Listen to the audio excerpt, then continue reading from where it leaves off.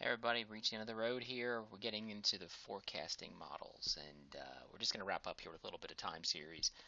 What we're looking for is data over time, obviously, and we look at things like the stock ticker, stock exchange, how things are collected on a daily basis, hourly basis, as long as it's in sequence. And what we look at now is things in terms of T. So if you look here on the sheet, you can see that we're valuing Y's or X's, and we're looking at them in terms of time t. So the first sample, second sample, at time 2, time 3, time 4, time t. So when we do this, we're going to look at two perspectives. We're going to focus on the quantitative in this piece, but there can be qualitative forecasting as well. Usually qualitative. It relies on some measure of judgment. You have some insight into what's happening over time that you know and the data is not actually projecting. And those usually aren't overly accurate. It's the quantitative side, the quant models, that allow us to look at historical data and let the history tell the story. And those quant models come in two forms. The most common is something called a causal model. And this isn't the correlation where we say correlation doesn't mean causation. What we're looking for is over time, does my X value kind of explain what's happening in Y? For example, with the stock market, the ups and downs as the stock market goes up and down, we actually can look and see if we can build a model to see if the stock market goes up and down simply based on time and no other factor. And we know that's not true, but believe it or not, time is a pretty significant predictor of movement in the stock market. It has a decent R squared. The other kind is non-causal, and in this case, we don't have any representation of an explanation from our independent variables. What we're trying to do is project out the history using some data.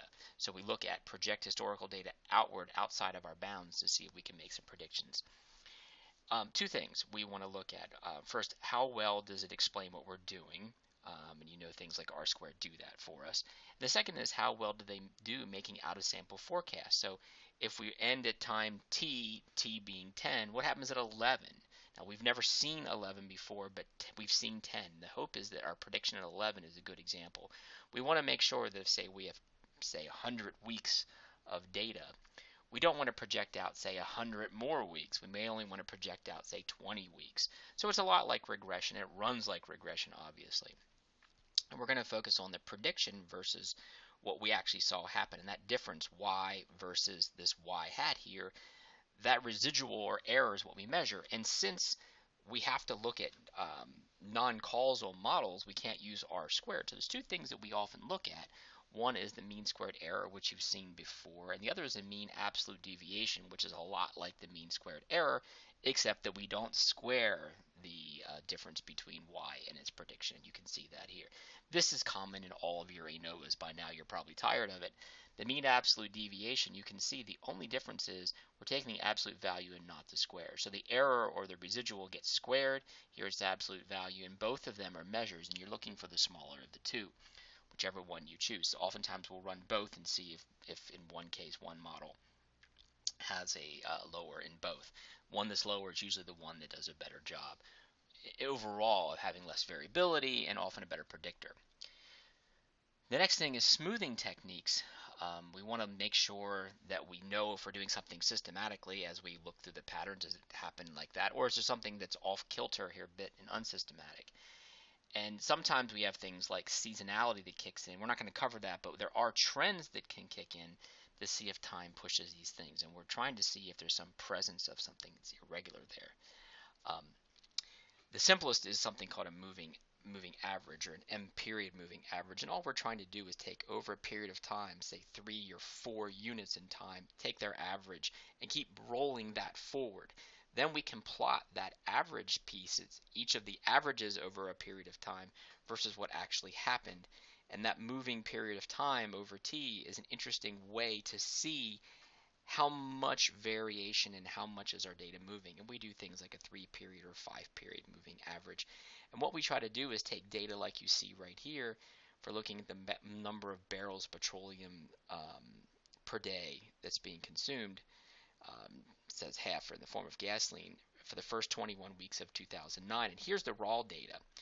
If we were to take a period, say the first 3 and take their average, and the second 3 and take, and then the third 3 and take their average, you can see how it's doing a 3-period here. And we plot that out. You can see that the green line here isn't as highly variable. It's kind of smoothed out a bit. If you go to 5, the number gets better. If you take too many, if you take them all, you get the straight line, right? Because the straight line would be across the board here would be the straight average. We're doing this to see if we can kind of smooth out and better predict what's going to happen.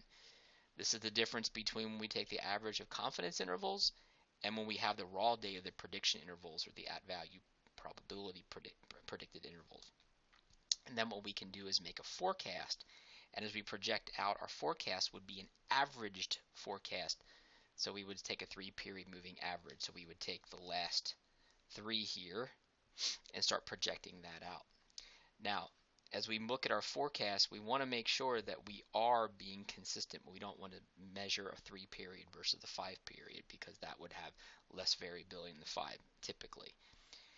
And then we can check all our different models, which of the models that we use. If we don't smooth, if we have a 3 or 5 or whatever period, we can measure their mean squared error, the mean absolute deviations, and see which of the models gives us the best results.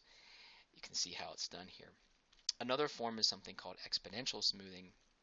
It's pretty popular because it allows us to take all the data and give you the opportunity to assign some kind of a weight, typically in decreasing.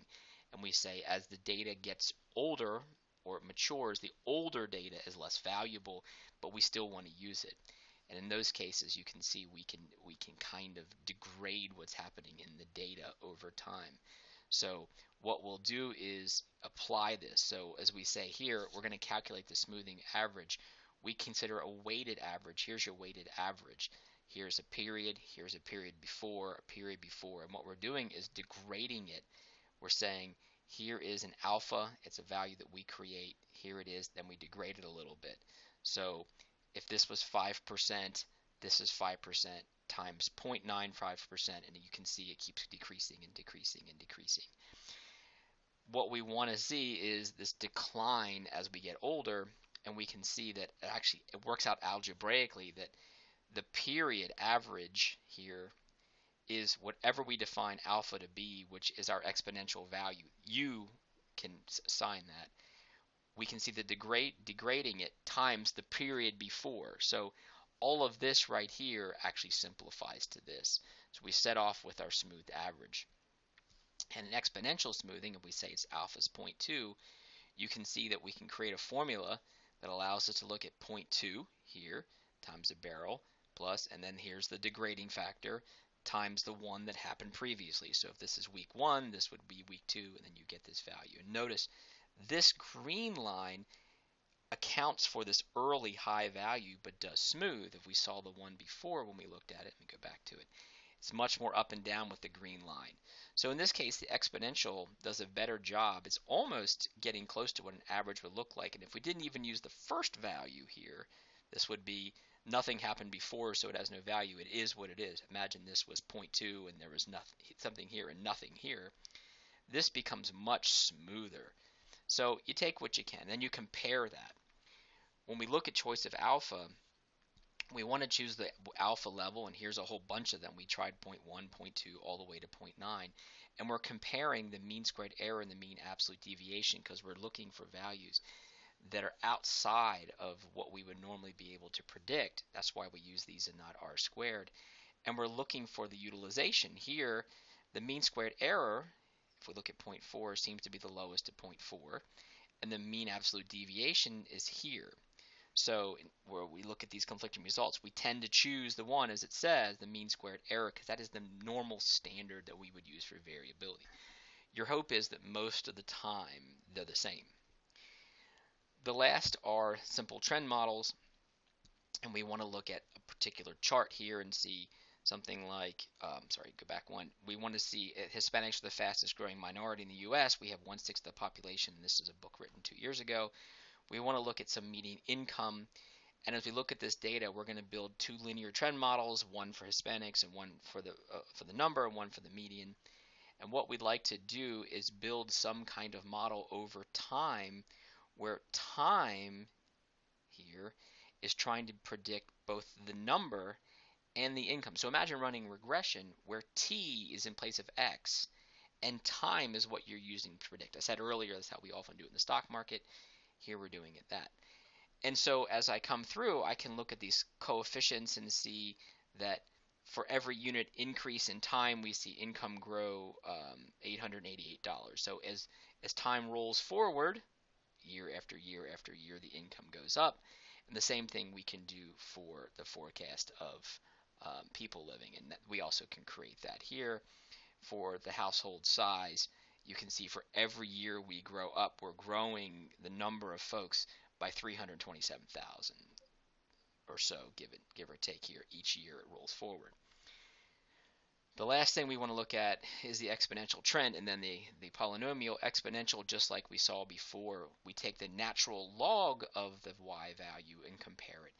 We're just doing this to allow ourselves an opportunity to look at a modeling that's non-linear, non-straight line. If you believe it's non-straight line, you can try to take the natural log of the dependent variable and run. And we've seen this before. This was part of one of the last regression models that we looked at, where we were looking at all kinds of values, including the dichotomous view of the dependent variable. And you can see here, if we look at a linear trend, this blue line, the actual dot line of Hispanic characteristics, as we see the years increase, we see the number of people, the value of the number of people, while it does predict quite linear, when we do an exponential to it, a smooth value, is much closer, and you can see that we have nice reporting with it. And it works the same way, the linear trend here versus exponential, both smooth quite well. This might have another polynomial component to it we have to consider, and we can compare using our two limits and find out which one is best. The last is polynomial. Not everything works in a straight line. We know that from multiple regression. The same thing happens when we look at over time. Notice we always keep time. Sometimes we have to square it because we believe there's some concave or convex in some cases, even higher order powers. As we begin to see multi-directional movements, we can run our t-values up with the simple goal of building the more accurate, the better fit models. So we have some work to do here as we wrap up the year. It's been a good year, good semester. If you have any questions, let me know.